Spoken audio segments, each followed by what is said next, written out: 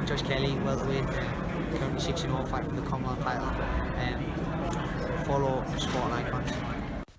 So Kell Brook went over to the United States of America and took on pound-for-pound superstar in Terence Bud Crawford. Now, is Terence Crawford pound-for-pound number 1, 2 or 3? You decide, but it should be one of those 3 in my opinion. But for me, I've been seeing quite a few mixed reviews online where a lot of people are saying how Kell Brook was a cherry pick, Kell Brook is washed up, Kell Brook's no good, Terence Crawford deserves no credit for this kind of performance in this fight. I disagree with a lot of that. Now, don't get me wrong, I do feel Kell Brook, his punch resistance is not what it once was. That's true. That is true. Was he weight drained? I mean, to a point, but he's been fighting at 147 for the majority of his career. His last couple of fights, sure, he was fighting at 154, but it's only a 7-pound difference. It's not like it's a 2-3 division difference, is it? It's not. It's 7 pounds. That's not too much. But at the same time, Kell, as much as he was fighting at 154, was weighing in around about the 150 mark on those fights, if you guys remember. So it was not like he was a big super welterweight. He's a big welterweight, but not a big super welterweight. Now, for me, I thought that Kell Brook, he had his moments in this fight. I did give him round number 1, if I'm being brutally honest. But again, it was a close round, but the first round is usually like that. The first round is usually a bit of a swinger. Not too much was really happening. Kell Brook, he was having some moderate success in this fight for as long as it lasted, with some good body shots, and the jab seemed to be pretty effective. But Terence Crawford, he does what he does best, and he adjusted. And he caught Kell Brook around number 4 with a fantastic hook, right hook, which caught Kell Brook flush, which wobbled him, which sent Kell Brook into the ropes and ultimately down. Now, Kell Brook, he was saying to the referee, why are you counting, blah, blah, blah. Well, because he was a knockdown, that's why the referee was counting. But of course, Bud, he's a excellent finisher, he's a predator, jumped on Kell Brook. Kell Brook just couldn't defend himself too much, crouched down a bit, the referee stepped in. And I have seen some people saying how the referee stepped in a bit too early. I mean, it's debatable, that's for sure, but the writing was on the wall at that point anyway. That one hook really, really hurt Kell Brook. But his punch resistance, I want to go back to that point, because for me, I think his punch resistance just hasn't really been the same since the Triple G fight. And you could see that in this particular fight as well, where the side of his face swelled up in round number 2. I mean, you don't often see that too much. Now, don't get me wrong, it was not like it was like really, really puffy, but both his eyes started to puff a little bit and the side of his face started to swell up a little bit, not massively, but it was enough for me to notice. So his punch resistance is certainly not what it once was, but Kell Brook will always have the skills. Kell Brook will always have the power. And as much as he was tagging Terence Crawford at times, and yes, okay, it wasn't a pitch perfect performance by Terence Crawford, even though he did get Kell Brook out of there in 4 rounds. But Kell Brook's a former welterweight world champion who has been to America before and dethroned Sean Porter against Errol Spence Jr. up to round number 6 or 7, whatever it was, when he got his other orbital bone broken.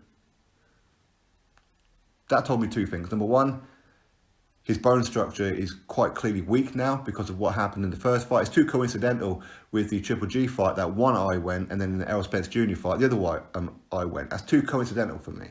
So there was something wrong there. But up until the orbital bone broke against Errol Spence Jr., he was handling Errol Spence Jr. comfortably, in my opinion.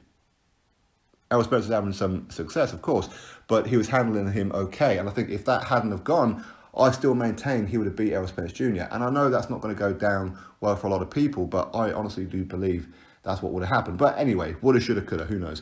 Of course, the Triple G fight as well. He was doing very well against Triple G up until his other orbital bone broke. But against Crawford, we could put it down to inactivity, sure. We can put it down to weight drained, sure. But Kell Brook is still a quality operator. He's still a quality operator. It's just that his punch resistance for me is not what it once was.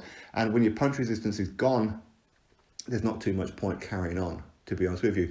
And that's pretty much what I would say to Kell Brook, that either knock it on the head or at least try and get the Amir Khan fight. Because for me, Kell Brook and Amir Khan are on the same kind of trajectory now. you've got maybe one fight left in you, one big fight left in you, it should be against each other.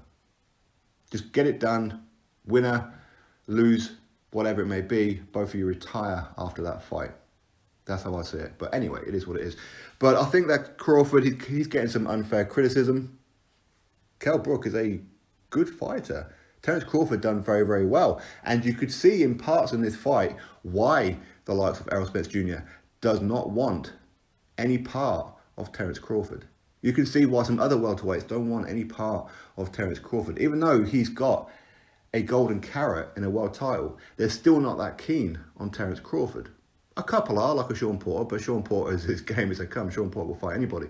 But there's some there that I think, I don't know, they just don't want anything to do with Terence Crawford. And I think this shows why Terence Crawford is the best in the welterweight division. And I like Errol Spence Jr., by the way. I'm a fan. And I know there's some rivalry between the two with the fan bases where previously some fans supported both of them, but now they're actually in the same division and they're rivals. Now they're picking a side. Not just picking a side slightly, but picking the other side heavily and going in on Terence Crawford or going in on Errol Spence Jr. For me, I like both of them, but I do think Terence Crawford is too much for Errol Spence Jr. Honestly, I do. But, hey, listen, let's see the fight. Let's find out. But I think Crawford done very, very well in this fight. Kell Brook, nothing really to be ashamed of. I mean, I was thinking before the fight, I hope he's not taking this fight just to get some money. I mean, I don't know if he was or not, but hopefully that's not what it was. It's not ideal when he doesn't have his long-term trainer in the corner as well, in Dominic Ingle. But again, you know, it is what it is. He signed the contract, he knew what he was doing, or he thought he knew what he was doing, and he come up against a pound-for-pound fighter. And it is what it is. And there's no shame in Kell Brook losing to Bo Crawford. For me, I do feel bad for Kell that it ended so quickly. I will say that point, but either way, you have to give massive credit to Terence Crawford. And I don't really want to be hearing people chastising Terence Crawford for this. Kell Brook's a good fighter. You would watch Kell Brook fight anybody. You would watch Kell Brook rematch Errol Spence Jr., rematch Sean Porter. You'd watch him fight Keith Thurman. You'd watch him fight quite a few others, wouldn't you, at welterweight? So let's hold the same flame. Terence Crawford deserves credit, in my opinion. Anyway, that's my thoughts on this particular fight. Congratulations to Terence Crawford. For me, he's shown why he is a top 3 pound for pound. If somebody's got him as pound number 1, I don't argue with it. 2, not arguing. 3, not arguing. 4, I'm probably going to argue a little bit. All right. Anyway, that's my thoughts. You drop me yours. Click a thumbs up to this video. Make sure you are subscribed, and I'll catch you all in the next video.